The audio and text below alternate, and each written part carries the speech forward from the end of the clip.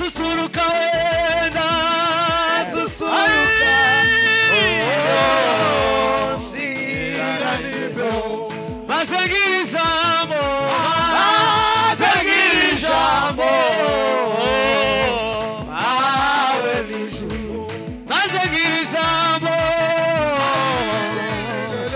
Jambo Mawe n'ijuru Nasusuruka Nasusuruka Shira nibeho Mazengira ijambo Mazengira ijambo Mawe n'ijuru Mazengira ijambo Mazengira ijambo Mawe n'ijuru Nasusuruka Nasusuruka Shira nibeho Mazengira ijambo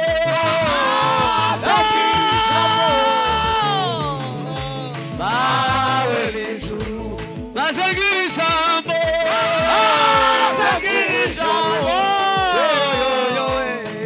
Mawe n'ijuru Hari ibyo wifuza kugerayo ukabona nta nzira Yesu niwe Yesu niwe Ubugingo n'ukuri ntuzayoba Hari ibyo wifuza kugeraho ukabona nta nzira Yesu niwe nzira y'ubugingo n'ukuri ntuzayoba Tuka sambe bobele la beriza Na elonde la sambe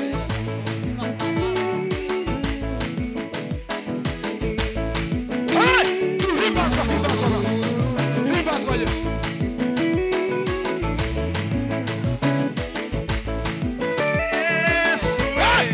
Himbazwa Yesu Himbazwa Mwana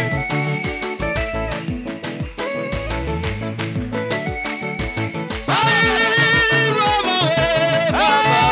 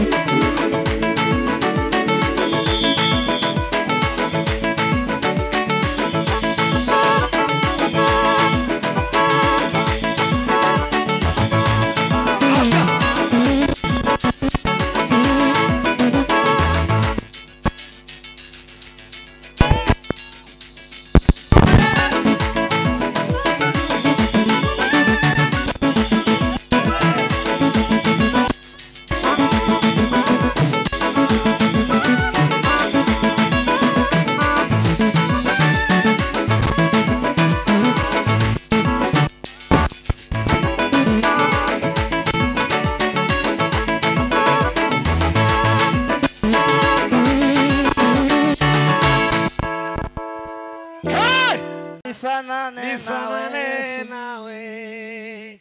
Matembezi ya dunia siyatamani tena, nimeacha pote pia, nifanane nawe. Hey! Ha!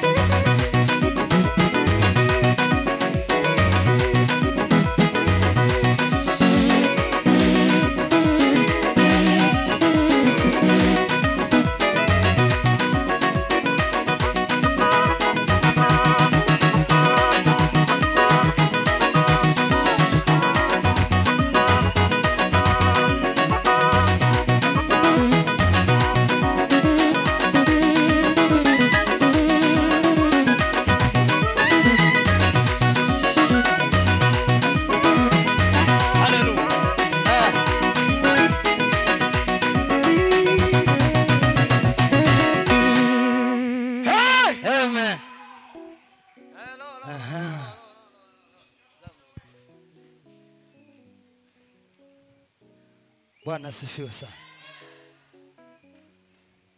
Cyane haleluya. Haleluya. Cyane haleluya. La silo.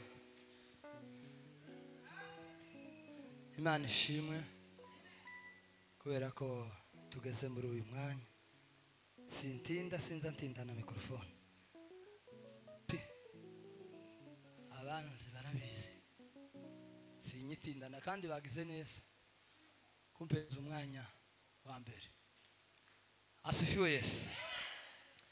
Tangije nshimira Imana kubera ko Imana yangiriye neza imbonera uburyo n'umwanya kugira ngo mbashe kugera ahantu. Kukurareka ni kimwe no kubona umwanya n'ikindi. Bamaze kundareka gucya mfusha umuvandimwe muri umuna wanje, biba birakaze bituma nsubirayo iri inyuma za Nyakivari, ariko nanone nkomeza kuganira n'umutima. Imana inyemeza ko imbonera n'uburyo n'umwanya kugira ngo mbashe kuba ahantu.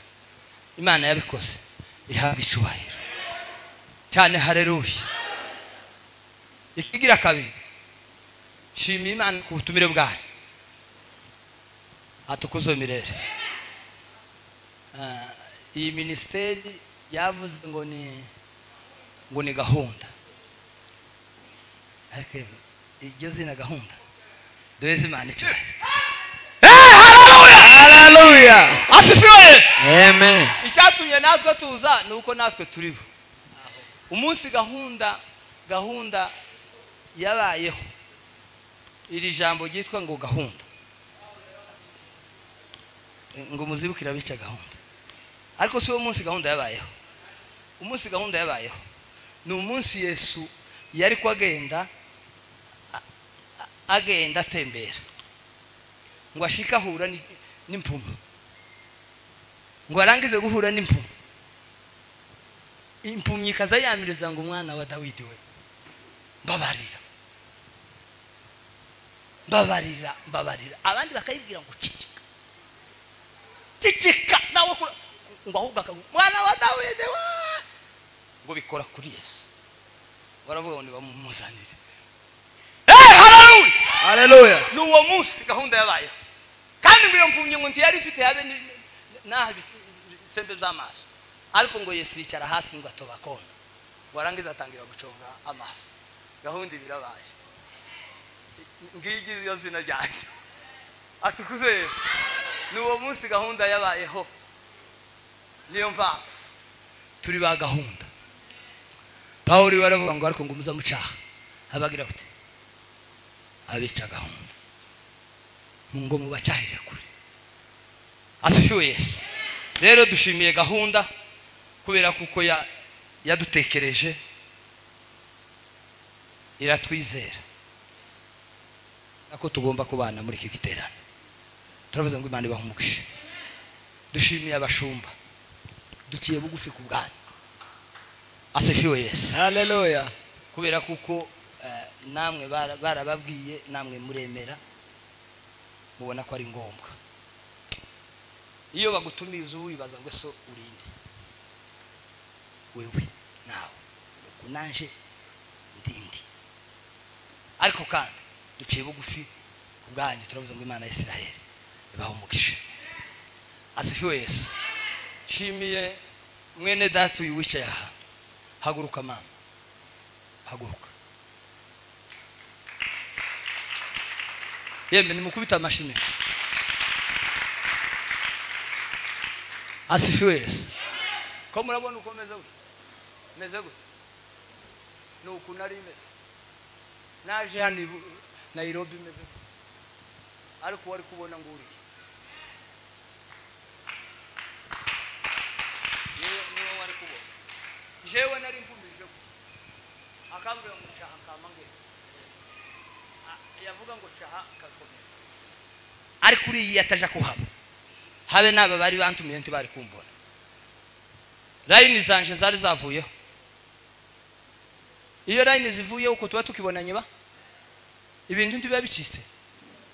Twaherutse kuvugana nabo kiri hakurya ngo njaguke guke jewe nuko ariko ga maso arakomeza baho kugeza ngeze hano ni mugoroba. Mumukubitira amashi cyane. Haleluya. Amen. Kandi abo mwana mwiza abo mutaramye aravuga ngo ubwo bimeze kose nanje gasinga itashi iyo mpanja nzabanza mbe mu gitaramo tukirangize kubera ko nagushoreye niturangize igitaramo nta mu gitondo nariko numva baguma kumuhamagara ngo se ni gutaka babwira ngo narashitse ariko ndi mu gitaramo no kubera imbaraga z'Imana. Asifiwe Yesu. Nalikuwa kijana nami, sasa ni mzee lakini sijamona. Mwenye haki ameachwa, wala usao wake ukiomba. Nalikuwa ni kijana nami sasa ni mzee, lakini sijamona mwenye haki ameacha usahau ukiomba. Hakika Mungu ni mwema, ametenda mambo makuu, ni Mungu asiyeshindwa.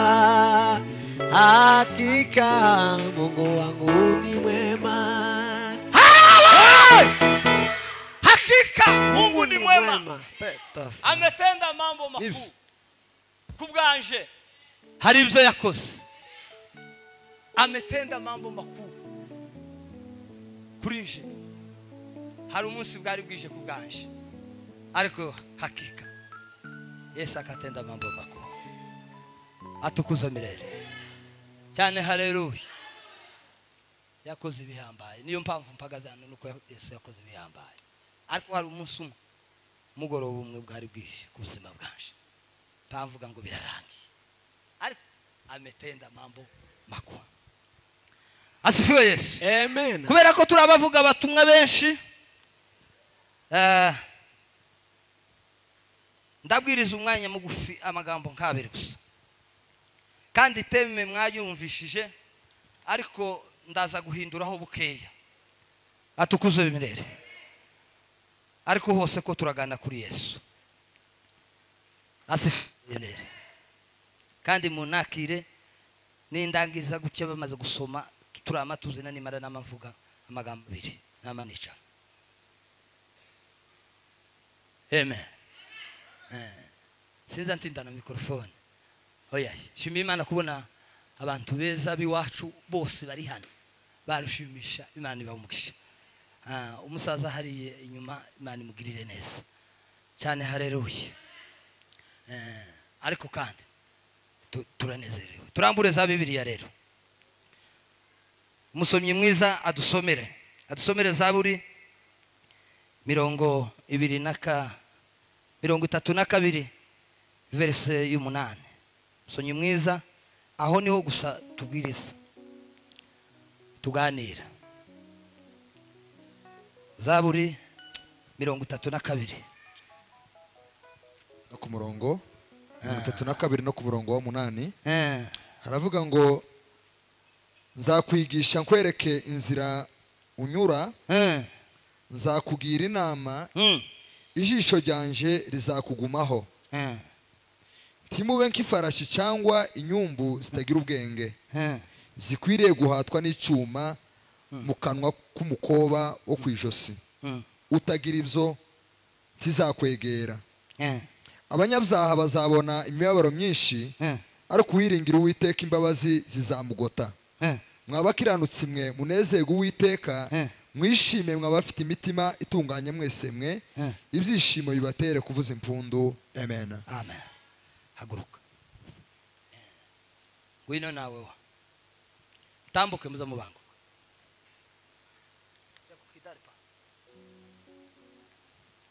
Iban kucuranga iyo bazo urucuranze. Babyina. Kinda.